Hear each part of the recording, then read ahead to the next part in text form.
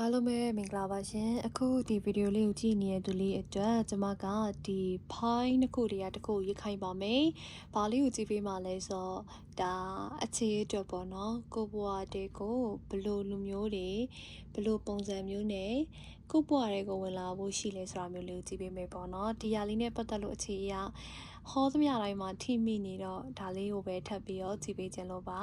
ဆိုတော့ file အနေနဲ့တော့ဒီကြောင်ရုပ်ကလေးနဲ့ဒီရုပ်ကလေးပေါ့နော်နှစ်ခုကိုရေးလို့ရပါတယ်ရှင်ကဲဆိုတော့စပြီးတော့ရေးနိုင်ပါပြီကဲဆိုဟုတ်ပါပြီဒါကတော့single လေးတွေအတွက်ပဲအဓိကကြည့်ပေးသွားမယ်ပေါ့နော်single လေးတွေအဲ့လိုအခြေနဲ့ပတ်သက်ပြီးတော့နည်းနည်းသိချင်တဲ့သူတွေအဲ့ဒါလေးအတွက်အဓိကကြည့်ပေးသွားမယ်ဆိုတော့ဒီကြောင်လေးကိုရွေးချယ်ထားတဲ့သူလေးတွေအတွက်ပေါ့နော်မှာကြောင်တန်ကြားနေရတယ်ဆိုတော့ကျွန်မ card လေးတွေရွေးချယ်လိုက်ပါအောင်မယ် so card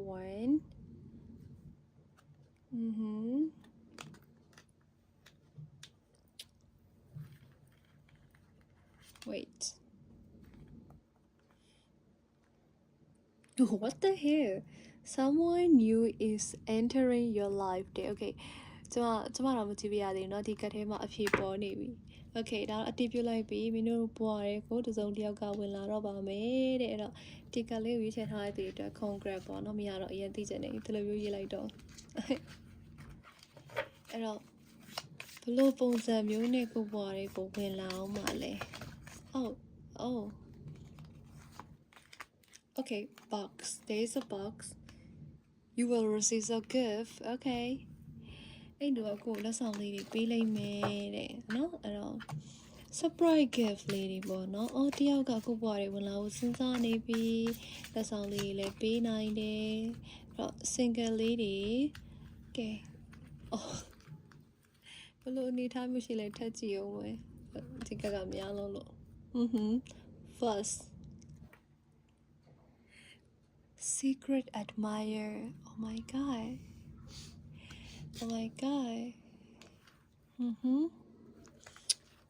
someone hey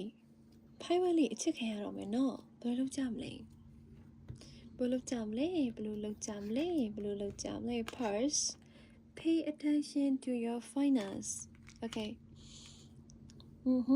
အဲ့တော့ဒီကိုပွားတွေကိုရောက်လာမဲ့သူကလေပြီးပြည့်စုံတဲ့သူဖြစ်လိမ့်မယ်ဒီလားပြီးပြည့်စုံတဲ့သူပြီးတော့ဒီ reading ကိုကြည့်နေတဲ့ဒီဖိုင်ဝဲသမားလေးတွေဆိုရင်အခြေနဲ့ပတ်သက်လာရင်တခုတော့ရှိတယ်ကိုကအခြေရေးကံကောင်းပြီဆိုရင်ဘေးနားမှာတငယ်ချင်းပေါင်းတင်နေမရှိကြတော့ဘာဖြစ်လို့လဲဆိုတော့လေကိုယ့်ရဲ့ကံကိုယ့်ရဲ့ aura ကကြတော့အဲ့အခြေရေးမှာတစုံတယောက်ကိုတွေ့သွားပြီဆိုရင်သူ့နဲ့ပတ်သက်တဲ့စိတ်တွေကအရန်ပြပြသွားပြီးတော့ဗောနော်အဲ့ဒါကိုတငယ်ချင်းတွေဘက်ကကြည့်လိုက်တဲ့အခါကျရင်အိုး तू ကတော့ငါတို့ပလစ်သွားပြီပဲတငယ်ချင်းတွေအထင်မြင်လွဲမှုတွေကိုခံခဲ့ရတာမျိုးရှိနိုင်နေပေါ့နော်အဲ့တော့ဒီတစ်ခါမင်းတို့တွေကအခြေရေးအတွက်ရွေးချယ်မဲ့အခါမှာလည်းပဲကိုယ့်အတိုင်းဝိုင်းတငယ်ချင်းကောင်းတွေပါရွေးချယ်တတ်ဖို့လိုတယ်လို့ပြောပြရစီတငယ်ချင်းကောင်းလည်းရွေးချယ်တတ်သလိုချစ်သူကောင်းလည်းရွေးချယ်တတ်ရမယ်လို့ပြောချင်ပါယောက်ျားလေးဖြစ်မိန်းကလေးပဲဖြစ်ဖြစ်ဂေးပဲဖြစ်ဖြစ်ပေါ့နော်ဒါအကုန်လုံးကိုဆိုလိုပါတယ်အပေါင်းအသင်းကြောင့်ဖြစ်သွားတာလည်းရှိသလိုအပေါင်းအသင်းတွေရဲ့ဒါပြောမယ်ဆိုရင်တော့မူမှန်တဲ့ပုံစံကြောင့်အခြေရေးမှာလည်းပဲမျိုးပေါ့နော်အပြောင်းလဲဖြစ်တတ်တယ်ဆိုတော့ဒီတစ်ခါမှမင်းတို့အပေါင်းအသင်းကောင်းလူကောင်းတွေတွေ့ရဖို့ရှိတယ်ဟောဒီမှာတက်လိုက်ရတဲ့အခါမျိုးပါပေါ့နော်ကိုယ်တိုင်ကလည်း crush ထားတဲ့သူလည်းဖြစ်နိုင်တယ်တစ်ဖက်သူကလည်းကိုယ် crush နေရပါတော့အဲ့တော့ကိုယ့်ဘဝထဲမှာဒီလိုမျိုးလူတစ်တယောက်လာမယ်နောက်ပြီးဆိုတဲ့အခါကျတော့ဒီမှာ nurse တဲ့သလား okay emotionally secure တဲ့အဲ့တော့မင်းအခုချိန်မှာဆိုရင်လုံခြုံမှုရပါတော့မယ်ပေါ့နော်အခုချိန်ကစပြီးတော့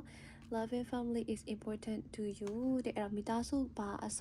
အရာအလုံးအဆင်ပြေတော့မယ်ကံကောင်းတဲ့အချိန်လေးရောက်လာပြီလို့ပြောရမှာပေါ့ကွယ်ဒီလားအရာအလုံးဆိုတာလေးအဆုံးသက်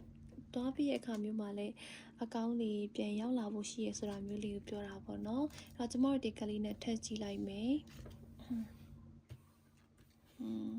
ဒါလေးရဲ့ဒီဘက်မှာကင်မရာမမြင်ရဘူးနော်ဒါပေမဲ့ဒီလိုလေးတော့ရှိလိုက်မယ်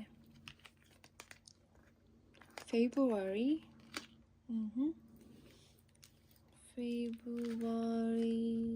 and May ဟုတ်ပြီ February May ဆိုပြီးခဲ့တဲ့လတွေကိုဖော်ပြနေရပေါ့နော်အဲ့တော့ပြီးခဲ့တဲ့လတွေကဒီလူနဲ့ကိုယ်နဲ့တွေ့ပြီးသားလည်းဖြစ်နိုင်တယ်ဒီလားတငယ်ချင်းဖြစ်ပြီးတော့တိတ်မကြောက်ပြီးခဲ့တဲ့လတွေကနေစမယ်ပေါ့နော်ကိုယ်နဲ့ရင်းနှီးပြီးသားသူတွေကလည်းဖြစ်နိုင်တယ်ကိုယ်သဘောကျနေရရှိရလို့လည်းပြောထားပါတယ်အဲ့ဒါသတင်းကောင်းပဲနော်နောက်ဆုံးအနေနဲ့လေဘယ်အရာတွေကိုပို့ပြီးအာရုံစိုက်တဲ့လဲဆိုတာမျိုးလေးကိုကြည့်ပေးသွားပါမယ် Okay success တဲ့ Okay အောင်မြင်မယ်တဲ့เนาะအောင်စိတ်ဖို့လို့ပြောတဲ့အခါမျိုးမှာ success ဆိုတဲ့အောင်မြင်မှုလေးကြားလိုက်တဲ့အတွက်ကြောင့်မလို့ဒီကလေးတွေကြည့်လိုက်တဲ့အခါမျိုးမှာမင်းကို D-Leaf ကပြောနေတာအခုချိန်ကစပြီးဘာမှစိုးရင်မပူပန်နေနဲ့တော့မင်းနာမှာရှိနေတဲ့မကောင်းတဲ့အရာတွေမကောင်းတဲ့သူတွေ negative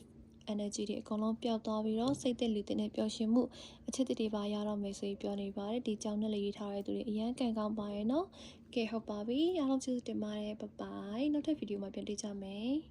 အဲ့တော့ဒါလေးတွေရွေးချယ်ထားတဲ့သူเนาะဒီရုပ်ကလေးရွေးချယ်ထားတဲ့သူကိုကြည့်လိုက်မယ်ဆင်ရုပ်ကလေး crystal clear quartz elephant ကိုရွေးချယ်ထားတဲ့သူတွေရဲ့အခြေရေးနဲ့ပတ်သက်ပြီးတော့ဘလူလူမျိုးကကိုဘွားတွေကိုဝင်လာနိုင်လဲအခြေရေးကံကောင်းမလားဆိုမလား single လေးအထူးပေါ့เนาะ single เนาะဒါမျိုးလေးတွေကြည့်ပေးတော့ပါမယ်ကိစ္စစားလိုက်ရအောင် okay ဒီကလေးရွေးမယ် What the hell, club? Someone will try to make you do something against your will. Oh, the energy တခုခံစားမိလိုက်ရတယ်ဖိုင်းတူသမားတွေရလေအသက်ဆိုတာမျိုးထက်ပေါ့နော်အသက်တော့အသက်ပဲ lightning control your anger or you will be sorry what မပြီးပြတ်တဲ့ကိစ္စတခုရှိရကွာဖိုင်တူးတွေလာကြည့်တဲ့အခါမျိုးမှာ X ကိုတွေးနေရလို့မျိုးကို ghost သွားတဲ့သူတွေကိုတွေးနေရမျိုးအဲ့တော့ပြန်လာမယ့်သူတွေကလည်း X တွေ ghost သွားတဲ့ဒါ crash hound တွေမပြီးပြတ်တဲ့ situation ပုံစံတွေတွေ့ရတယ်ပေါ့နော်အဲ့တော့တတိထားစေချင်တယ်ကွာဒီလားကိုယ့်ဘဝတွေကိုပြန်ပြီးရောက်လာနိုင်တယ်ဆိုတော့လေအသက်မတွေ့ရဘဲနဲ့ဒီလူတွေနဲ့နည်းနည်းလေးပတ်ချလဲရိုက်နေမယ်ဆိုပုံစံမျိုးကိုတွေ့ရတယ် okay so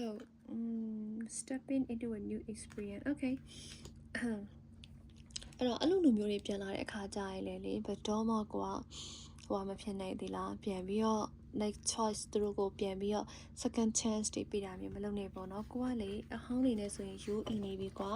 အသစ်လေးတွေနောက် experience အသစ်လေးဒီကထဲမှာပြောထားတဲ့မျိုးပဲ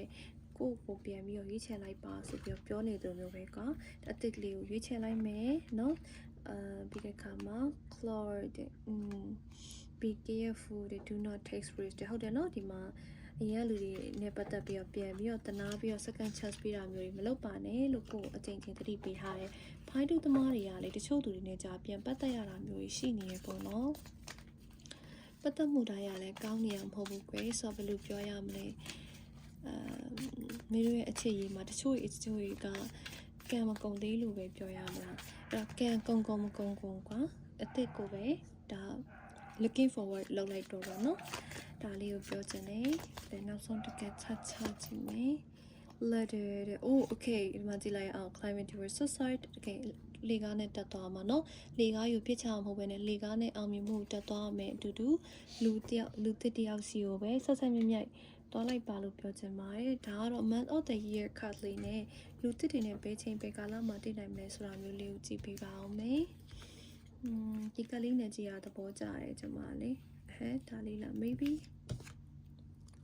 oh April ဆိုတကြံကာလာလေးမှာတွေ့ခဲ့တဲ့လူအသစ်တွေများလား okay November I love it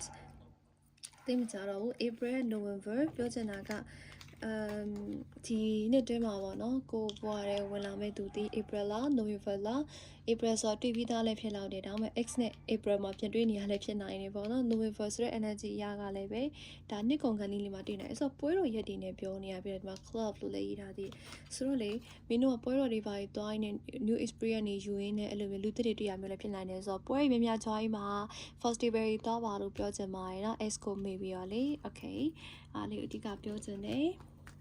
ချီရတော့အဆင်ပြေလာတော့မှတချို့တွေက X တင်နဲ့ပတ်သက်ရရဲဆိုအဲ့ဒါနဲ့ပတ်သက်ပြီးတော့နည်းနည်းလေးတော့ဟိုဖြစ်တယ် and the love okay နောက်ဆုံးပြောချင်တယ်အချစ်တွေတွေ့ရဖို့အတွက်နှစ်ကုန်ကန်ဒီမှာတွေ့ကောင်းတွေ့ရပါလိမ့်မယ်ဆိုတော့မင်းတို့ new experience နဲ့ new love တွေကိုပဲချစ်တတ်ပါဥတီပါလို့ပြောချင်ပါတယ်အားလုံးကျေးဇူးတင်ပါတယ်နောက်ထပ်ဗီဒီယိုပြန်တွေ့ကြပါမယ် bye bye